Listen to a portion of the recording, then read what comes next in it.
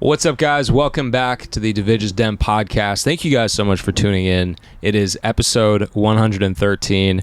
We're sitting on a mobile home in Irvine, California. I've never done a podcast on a mobile home, so this will be the first time, which I'm excited for. But very excited to dive into today's podcast. As you guys know and have been following the podcast for a couple of years now, you know that I'm a cold-blooded entrepreneur, I like to think. But I always love when I get to sit down with entrepreneurs that are even more cold-blooded than I am and people that I can actually learn from. So I have the absolute pleasure of being able to sit down with my friend Dan Fleyshman today.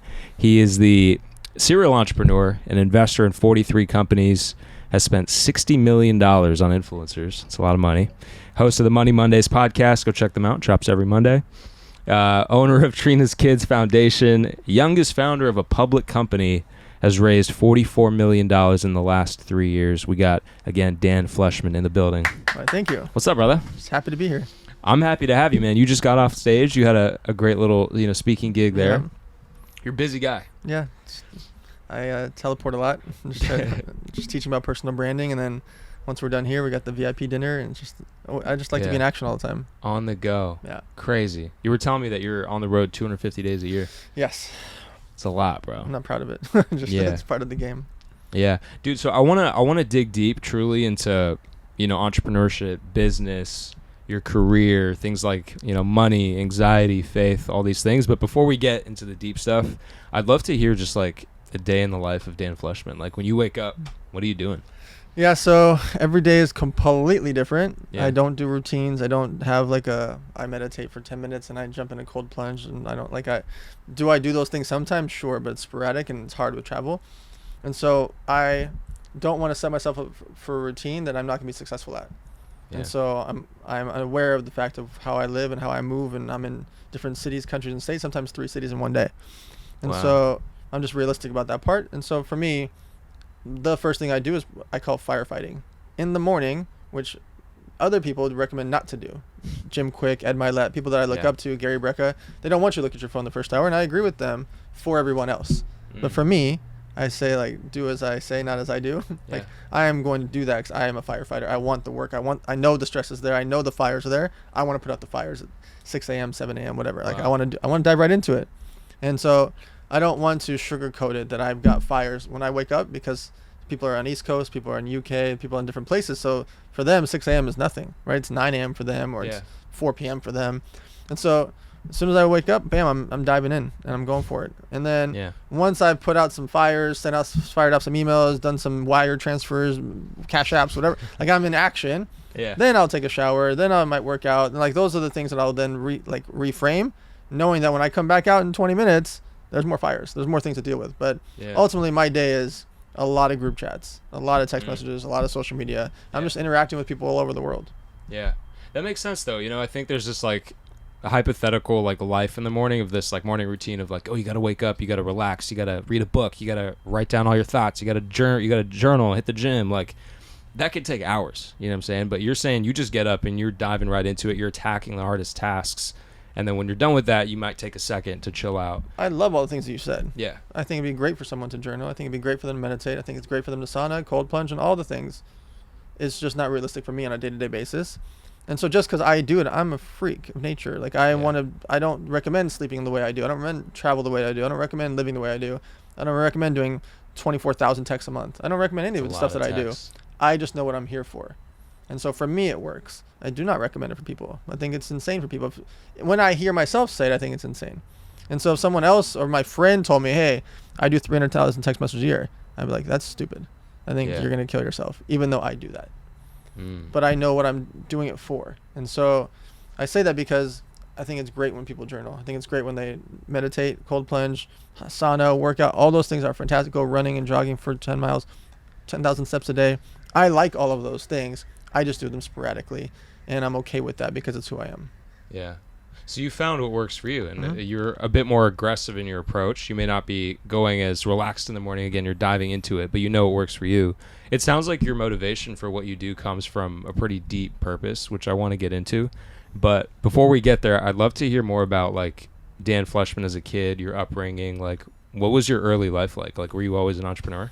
From 4 years old to 8 years old, I was on the swap meet every weekend selling baseball cards. on a little table next to my mom's Levi's jeans van. My mom and dad would sell out of the Levi's jeans van, but they got divorced when I was 8. So then I started slinging candy in San Diego. Like I was in my backpack just selling candy. My mom would give me $13. Yeah. I'd flip it to 32, give her 13 plus some change. Bada bing, bada boom. And I did it every single day. I was selling candy and cereal boxes, like the little 25-cent cereal boxes. I'd sell those for $1. So I was balling. I was making money. I was making $5 to $20 a day. And so I was just out there grinding. And then as soon as high school came around, I had 3 jobs at the same time. Working at Ruby's Diner with a sailor's cap on. Yeah. Working at the stadium, peanuts, Cracker Jacks.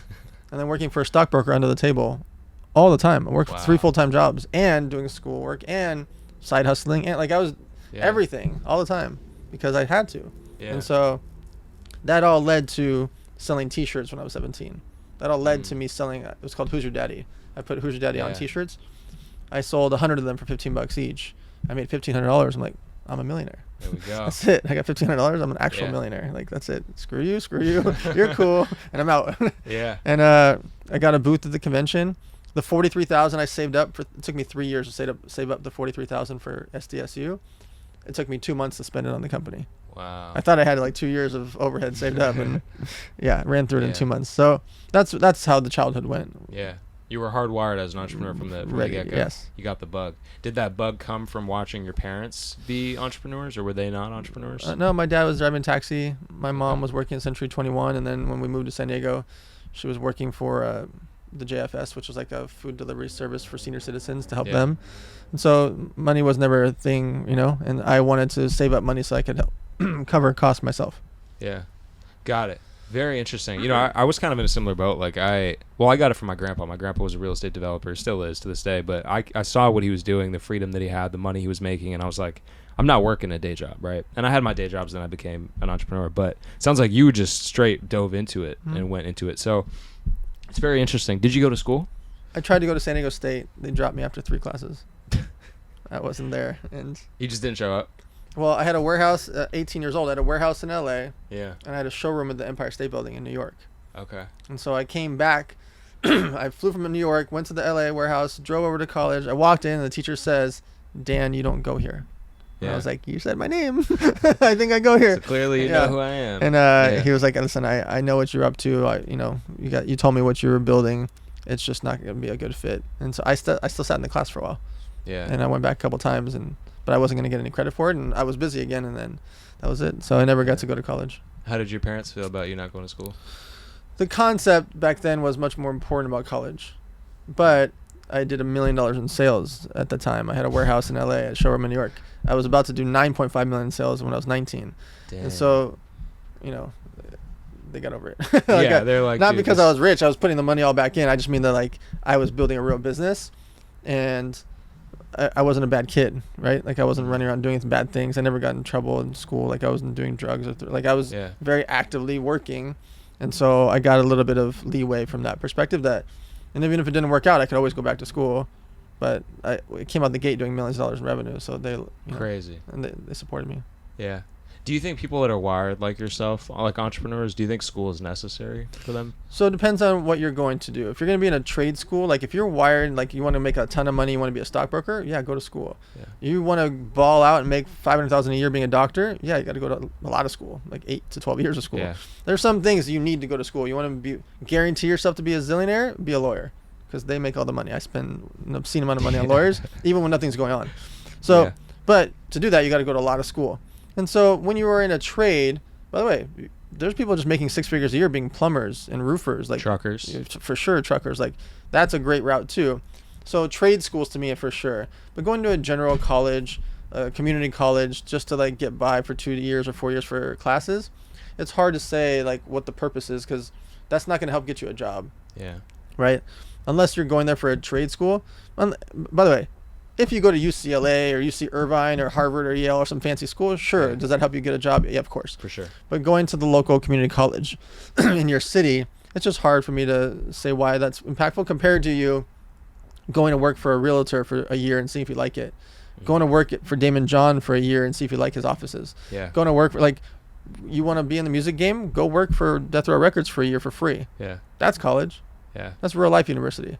For sure. And so I just think there's too many ways now to learn online and learn on YouTube, learn on podcasts like yours, like learning from real life entrepreneurs. You can't tell me that a college professor is going to teach more than you could right now about business. Right. They're double your age, but they didn't live the game the way you did. Yeah. They couldn't have, otherwise they'd be a millionaire, right? Yeah. Imagine how rich you're going to be when you're 48.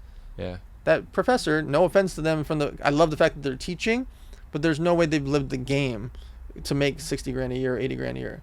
Yeah. And they should be paid more because what they're doing is important for the masses. Yeah. But for someone that's wired to be an entrepreneur, it just doesn't make sense. You cannot learn from the local professor at a community college. It's not physically possible. Yeah. You got to learn from people that have actually built companies, have actually done it. And a lot of these people, they're just academics. Like they go and they speak about stuff and they write on a whiteboard and it's great. But what you're saying is you got to learn from people that have actually done it. And that kind of brings me into my next topic, which is you do a lot of these like masterminds where you'll, put really successful people together and, kids can come learn from you. So is that a good stepping stone, would you say, for someone that wants to be an entrepreneur? Is that like a good first foray into that world? Yep. The first step is as much free content as you can. You're living in a society where there's so many books from the most legendary people of our generation, like iconic people that have built bazillion-dollar businesses. Most of them have books. Most of them have podcasts. Most of them have YouTube channels. Most of them done interviews.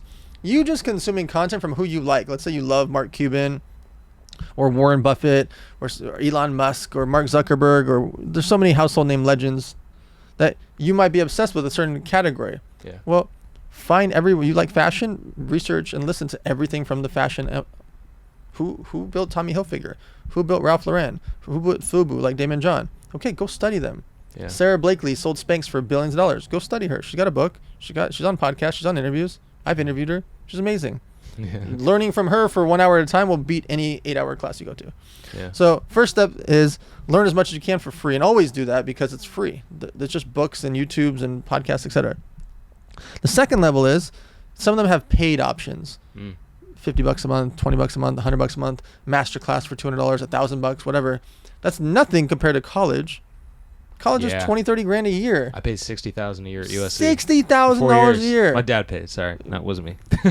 $250K for a college degree. $250,000. Yeah. Imagine you were in a $25K business mastermind with 100 people in the real estate game. Yeah. You were in a different $20K mastermind with 200 people that all do business and investing. You were in a different $15K group, and all they talk about is money and finance. I still didn't even spend 60 grand out of your $250,000. Yeah. That was 1 year. Think about what would happen if you were surrounded by 100 millionaires. What would happen to you? Your phone would be lit up with people that are millionaires and zillionaires that are movers and shakers. Yeah. And so to me, business masterminds, business content, learning online, a lot of people have these like full platforms and people are like, that's a scam. Why would you buy that $1,000 course? Right. You paid $60,000 to learn from a local professor. Yep. But it's not only $60K, it's the opportunity cost of not putting that $250K that I spent into the market at 7% over 40 years, which is God knows 30 million, whatever. Yeah. So I think when you say that, I think there's a stigma about like, oh, courses are a scam. People will go buy Lamborghinis and film a video and then pretend like they're an expert. I think the reality is you have to find people like yourself or Damon John or whoever who built it, who have actually built something. Yes, I'm not talking about people that have a course about a course teaching how to sell a course. Yeah. I'm talking about when you see a legit zillionaire like Sarah Blakely want to teach you something on masterclass, why would you listen to anybody else? She built a $1 billion company with no funding. Yeah. When you see Mark Cuban teaching, or you see Damon John or any of the sharks from Shark Tank teaching, A-Rod, look, these are zillionaires that have built it for decades on TV in public. That is who you learn from. I'm not talking about the 19-year-old life coach. Yeah. There's a lot of those. Yes. Yeah. I want to talk a bit about investing. This is something I've personally struggled with. When I started Division Media in 2020, the cash flow started coming in pretty significantly. And obviously at the time I was like, 23, 24, and I didn't know what to do with the money. I didn't really have, a place to put it. So I was buying 50K APs, the Rolls Royce, the cars, all this shit. And then I look back at that time and I'm like, kind of calculating what the value of that money would be over. Yeah. So I, wasted a lot of money, but so now, I have a financial advisor. I'm doing better and, putting it in the market and whatnot. But for someone who has maybe 50K, 100K, 200K, what's a good place to put your money right now? Yep.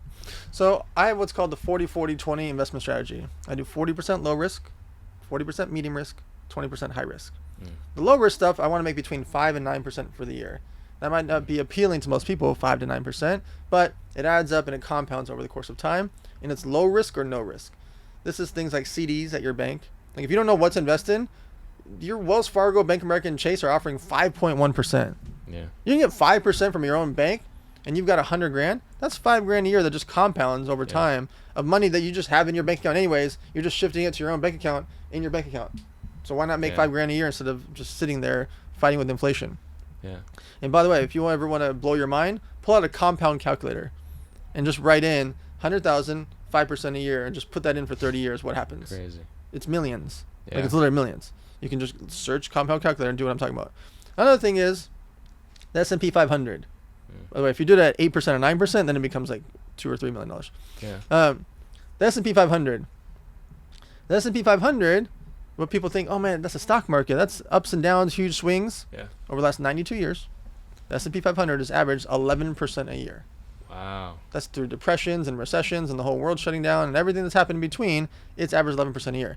This year, 2024, it's up 23%. Crazy. That beats everything. Your financial advisor, your friend, your buddies, everything by just putting into the S&P 500, which is the top 500 companies in the world on the stock market. That's it.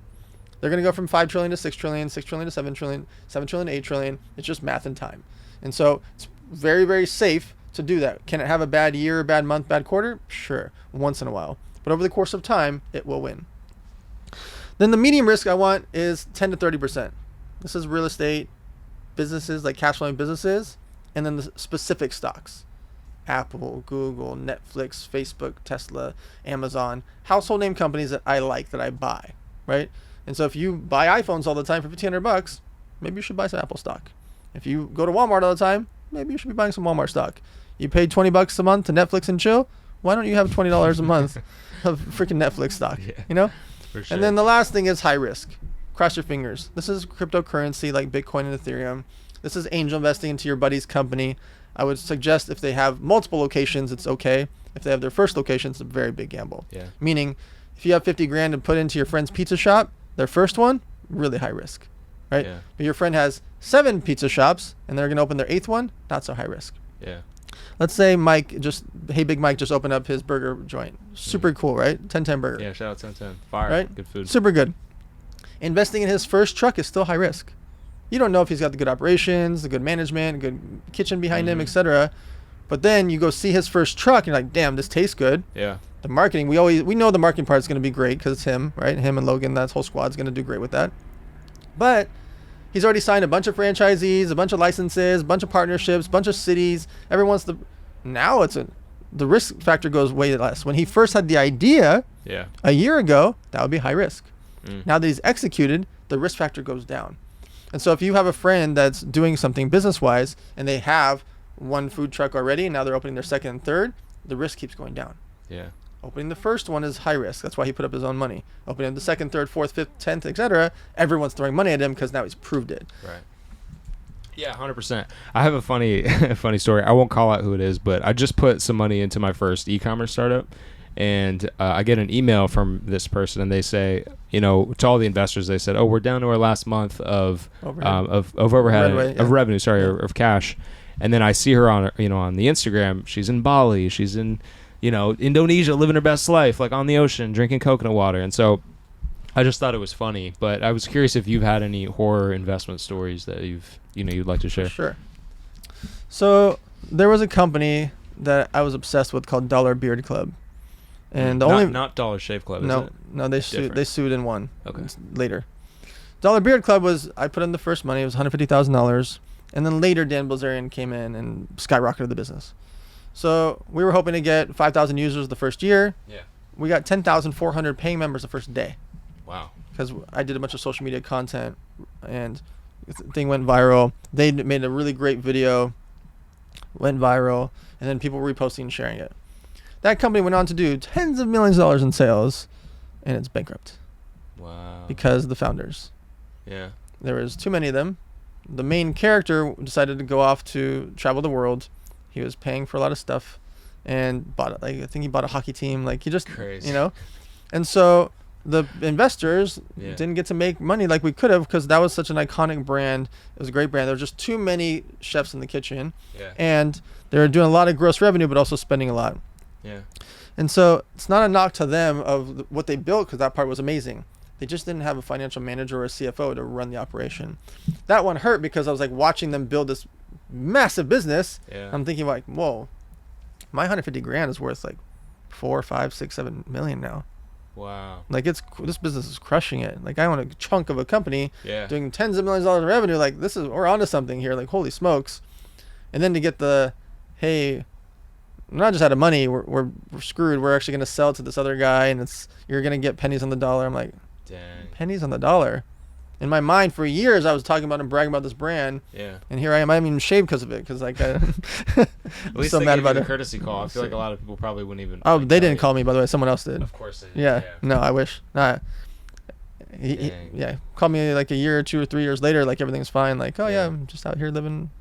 Can you sue people like that, like for making those, I guess, bad financial decisions? Like, is there It's a tough. potential lawsuit there? It's tough. No. Only the lawyers win. Yeah. That's what I always say. Yeah, It'd be yeah. tough to go after someone like that because typically they don't have actual money. They spend a lot of the money and they're really good at spending money. And if you then make them spend $250,000 in legal fees, it's hard for them to ever really pay you. You can have a judgment over them for years and follow them down their path, and usually they'll make more money and maybe they'll pay you one day. Yeah. But typically I've never sued anybody, by the way. Wow. I've been I'm sure you get sued all the time. Yeah, I'm though. 15 for 15 in lawsuits against me, Wow. which I'm very strict about. I'm always going to win every lawsuit. Just so everyone's very clear about that. You're welcome to sue me. Don't sue Dan Fleyshman. Or sue him and find out. You're going to waste 6 figures suing me, and I'm always going to win. Yeah. And I don't say that cockiness from me. It's cockiness from the way I run my life. I'm never going to try to screw someone, so there's no reason that they sued me. Yeah. And I can do 3 hours of stories about the lawsuits. But Yeah. I've actually never sued anyone, even when I've had $670,000 stolen by one of my best friends, Dang. $650,000 stolen by another basically best friend. Yeah. And like these things hurt me emotionally, but both of them had children. I just didn't want to see them ever again, and it just hurt me from that perspective. But if I would have sued them, it would have dragged on for 2 more years. I don't know if I would have ever got money. It would have Yeah. cost me 6 figures to fight and do it, just to go through discovery in the process. And I don't know that there was a pot of gold at the end of the rainbow. Yeah. And so I, put a feather in my cap. That's it. It's sad that this person did this to me. It's sad this person did this to me. And what are things I can do different in the future? Why did Yeah. they do it? Because they were both those people in particular made millions of dollars with me. So it didn't make any sense. Yeah. That's a whole nother topic. They missed out on millions by just doing such a silly thing. And so I just don't actively sue people because it's really rare that anybody but the lawyers win. Yeah. 100%. The not to get too religious, but the Bible talks about the concept of forgiveness and how, for example, like anybody can be forgiven no matter how insane the crime is. Mhm. Like these pastors that I just talked to, Cliff and Stewart, shout out Cliff and Stewart. They said even Jeffrey Dahmer can be saved. And so I'm thinking about that as you're talking, and as I'm thinking, I'm like, how do you, I guess, approach forgiveness? Like, are you able to forgive people like that for committing those kinds of things towards you? So I don't forgive them. I think they took an action. They knew what they were doing. Yeah. To spitefully hurt me in their own benefit. And I also don't regret not forgiving them. Mm. I don't also, to be clear, I don't hold it over them. Like I'm not going to deal with them. I'm not going to interact with them. And if I saw them, I'm not going to go fist fight them. Like it's like You'll have him do it. Yeah. I just mean the fact that like we still are in the same ecosystem. Like we're still out there. But I don't forgive them because they willingly did it. Now, if somebody makes a mistake, not only do I forgive people in advance for a mistake. Yeah. Like if that same person screwed up and wired $600,000 to a wrong bank account or bought $600,000 in Bitcoin and it got lost, they wouldn't have to apologize to me. Yeah. They're forgiven in advance. Like that doesn't bother me. I don't like it, but I'm not mad at mistakes, and I would never hold it over them. And I not just forgive them, but like super forgive them. Like you lose $600,000 by an accident, or you got stolen, or you got robbed in the parking lot. Like something happened. That doesn't. Not even a 1% would I be mad at that person. But when you willingly wire transfer yourself $600,000+, Yeah. like I don't forgive you. Yeah. I don't have to forgive you. The intent to harm or intent to hurt someone, for sure. And if they asked me for an apology, I would say no. Yeah. Like if they asked me for forgiveness, I would say no. Yeah. And they probably listen to this because they're both in the social media world. Yeah. To me, when I watch it happen, by the way, when I say this, I've watched so many characters do this. This person in particular, one of the people I'm talking about, did the same thing to Jake and Logan. And so, and they called me like, what do we do? I'm like, you can sue them for X amount of dollars that they screwed you for, but like, I don't know that you're going to get it, you know? And so I just like, I think about it all the time because people bring that, some of these characters up because I'm so actively on social. Yeah. And ultimately, I absolutely positively have 0% would forgive them because they knew what they were doing. Yeah. Why would I forgive them? They're not actually sorry. Right. When people say that they're sorry, they got caught. Yeah. You wire transferred and I caught you and the FBI was going to arrest you and I didn't put you in jail. Yeah. I talk about it so bluntly because it's a realistic thing. People talk about forgiveness in such a fashion that if someone would have done it as a mistake or changed their life or just something drastic and asked for forgiveness, that's totally different. Yeah. But these are smart humans that are in their 20s and 30s. Conscious. Yeah. This is not some mistake. Right. Right? And you did it with intent. And I have so many of these stories. But there's a lot of situations where really bad stuff has happened and when people talk about forgiveness, I don't agree with it. Yeah. I think that forgiveness is meant for people that are actually sorry. Right. And also that's why oftentimes I don't apologize when I did something on purpose. Meaning, if I physically on purpose did something, like if I know I'm going to be there at 10 p.m. and I try to be there at 10 p.m. and I get there at midnight, well, I tried everything I could and the freeway was shut down. Yeah. Am I sorry? I'm not actually sorry. You're not sorry. I did my intent to get there. Right. The plane changed or the traffic happened or the thing happened. Yeah. My intent is pure. And if I do my intent is pure and then something happens in traffic or the plane, etc., I don't walk in and say, "Oh, I'm so sorry." I am not actually sorry. Yeah. What would be the better thing? I'm frustrated for both of us. Right. that I'm late. Yeah. I think the better thing to say in that situation would be "Thank you for waiting." Absolutely. As opposed to "I'm sorry." Yeah. Yeah. I agree with that. I think to me, saying sorry in those settings where you truly didn't mean to do something can actually be a sign of weakness, right? So whenever I hear my mom say, "I'm so sorry," like I'm like, "Mom, don't apologize. Like, say thank you." Like that is sort of assert your authority in that way. So I couldn't agree more. I want to talk about money. Obviously, your pillow says the money Mondays. Again, go check it out. What's your relationship with money? Because the Bible again says, you can't serve two masters. You can serve the Lord, but you can't serve money, or you have to choose one essentially. And so, for a long time for myself, I struggle with ego and pride, and I was making millions of dollars in my mid-20s, and I was like, I'm the man, like I'm the shit. Right. And then life hits you in the face with pain and suffering and things like death. And then you realize what's truly important, right? And so I'm curious what your perspective and relationship is with money now. So I have no emotion to money. I make it, I lose it, I spend it, I waste it. People screw me over. People need more money. People borrow money. People owe me money. It's millions of dollars left and right, every single year. Yeah. And I'm old. Like I've been doing this for decades, and so like over the course of 25 years of action, that's tens of millions, hundreds of millions of dollars that has transpired. More than that. That's transpired, and so I don't have emotion to the money part at all. I like the game of money, I like the utility of money, and the physicality of money, but I have no interest in accumulating money for personal to go buy stuff. Yeah. There's a 7-year period I didn't have a car. Yeah. Like that was part of my marketing in my 30s. I always talked about I don't have a car until freaking Adam Weitzman bought me that Hummer. And then screwed everything up for me, because now I have 6 cars now, right? Now you have too many. Yeah, because I stayed away from cars, and then Adam got me that car, and all of a sudden, boom, I'm addicted, which is what I was trying to avoid. Yeah. The point is, I don't accumulate money for stuff at all. I have no interest in it.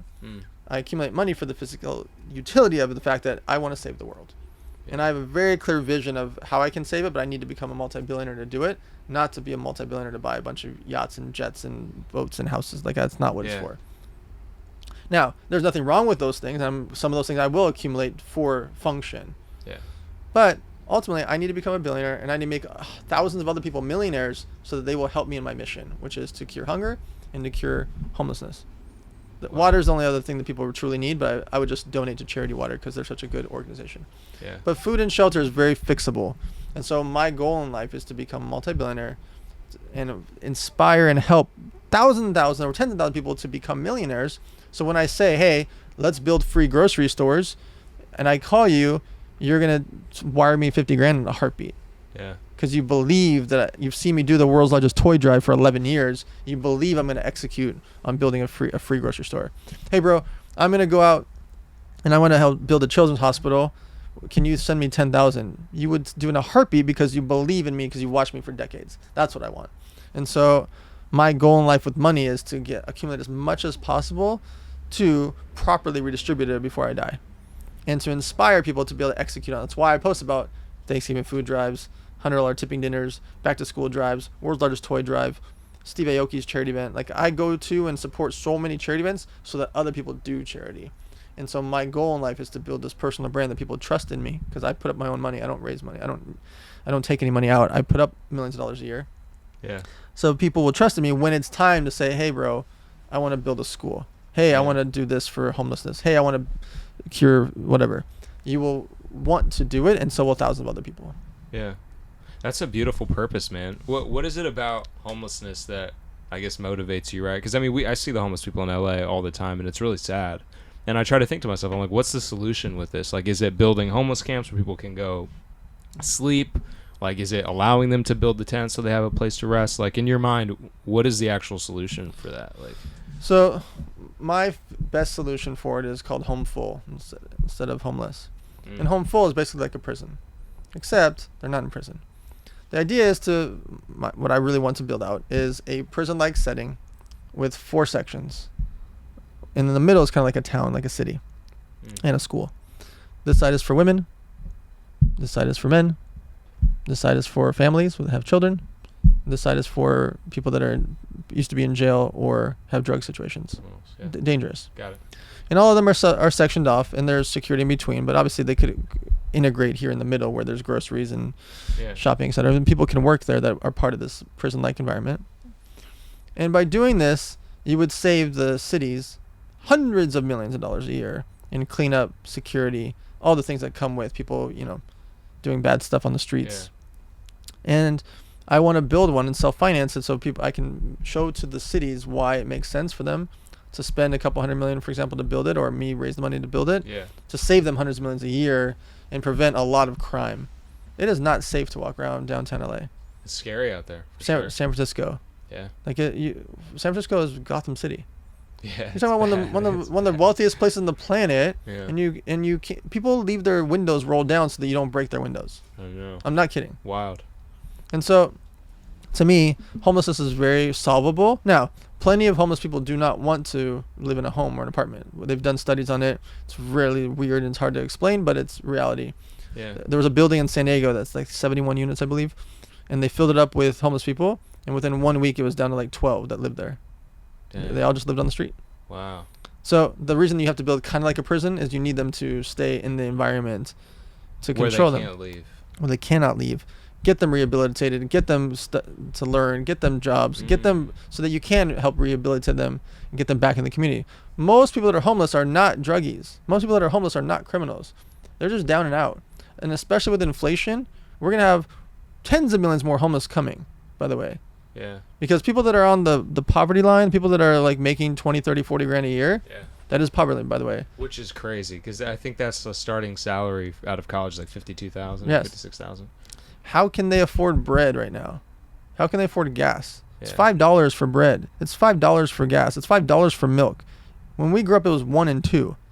That's not a little bit of inflation. That's a 400% inflation. Yeah. What happens when gas becomes $6 and $5 and $7 and $8? Like, people literally can't afford to make moves. And so I say that because millions more people are going to be homeless, and we have to like very aggressively figure this out, because a lot of them, they're just a couple grand away or $1,000 away from not being homeless. It's solvable and fixable, and so that's part of my mission in life, because I have a very clear. I'm not like I want to save the world to be a superhero. I don't need anybody to know that I'm doing it. I need people to go out there and trust in me to do it, and so that it lives on far beyond me. Yeah, that's a great idea, man. I actually really like that. I don't know why when you said that, I was thinking about Mike, because you mentioned him earlier on Impulsive one time. He said that he wants to do a dog airline called Terrier. I don't know why. That's a great name. I thought that was so funny. So good. Shout out Mike. I want to talk a bit about anxiety and kind of the anxiety and gratitude, because it's two different things. But I think there's a quote somewhere that I read that you can't feel anxious and grateful at the same time. True. So I'm curious, like, do you struggle with anxiety? And if you do, how do you deal with it? Or are you mostly grateful? Like, all the time? So it's very strange because a lot of people, it's normal for them to have anxiety. And so when I say this, I don't want it for people to feel like they're wrong for having anxiety or something's wrong with them for having anxiety. It's very normal. I don't have anxiety because I expect problems. Yeah. I expect this light to fall over, and I'm not stressed about it. Yeah. I expect a bird to crash into the window, and we got to go fix the window. I'm allergic to birds. I expect bad things to happen. Yeah. Not because I'm fearful of it, because I just do so much stuff that mathematically bad stuff will happen.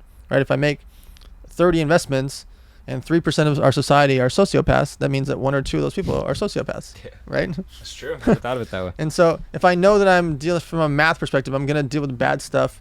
Things are going to happen. Planes are going to be late. People are going to be late. I don't get anxiety over those things. So I expect things to happen as a normal course of business, normal course of my day. And so where most people freak out, like, oh my God, we need $50,000 for this this second. I calmly try to resolve it. If I can't resolve it, I calmly okay, well, I can't resolve it right now. Let's do this, this, and this. Oh my God, if we don't do this right this second, we don't make it to this thing by 6 p.m., hey, it's already 5:46. We're not going to make it. Yeah. I don't get anxiety over those things that are typical and normal. And I'm not saying to say that I'm better than someone or that someone shouldn't have that anxiety. I just reframed my mind years ago that bad stuff's going to happen. Yeah. And so if I know that's going to happen, why am I going to stress about it? If you know a girl is late every time you guys go to dinner at 8 o'clock and she always shows up at 8:23, after the third time, it's your fault. For sure. If you're upset with her after the third time, bro, it's your fault. Yeah, you should not be with that girl. You just got to tell her dinner's at 8:30. And she'll get up there at 8:23. Yeah. Right? And so, or you got to tell her it's 8 o'clock and actually make the reservation for 8:30. Yeah. The point of it is, if you know certain things are happening, you cannot get yourself all frustrated when someone is late or someone does this or something goes wrong, because it's going to happen. It's just math and time. Yeah. We're all human and everyone makes mistakes. And you got to just, it sounds like you prepare for the bad stuff, so it doesn't affect. It's going to mathematically happen for sure. Yeah. There's no question about it. Yeah. Whether it's my fault, someone else's fault, society, the planet, whatever. Yeah. It just happens all the time. There's literally every day I deal with problems, mistakes, like it happens every single day. So why am I going to get upset about it? For sure. Just control what you can control and let whatever happens. I think we can end it, brother, but I want to ask you kind of like what you're most excited for right now, like going forward in the next few years. Like, is there any project that you're working on that you're like super amped about that we can hear about? I mean, besides the prisons for the homeless people, which is great. I mean, the biggest thing I think is Wild Jungle. Like that, building that with the real Tarzan is something that can be massive for children and for pets. Yeah. And no one's really done a true crossover brand that's just children and pets and really focus on those two categories, which are two of the biggest categories. Yeah. But what Tarzan's building, like, he's just growing hundreds of thousands of followers a week, he got 452 million views this month alone. Like, he is going to be a multi-billion view a month person over the course of time, because he is relentlessly working on it.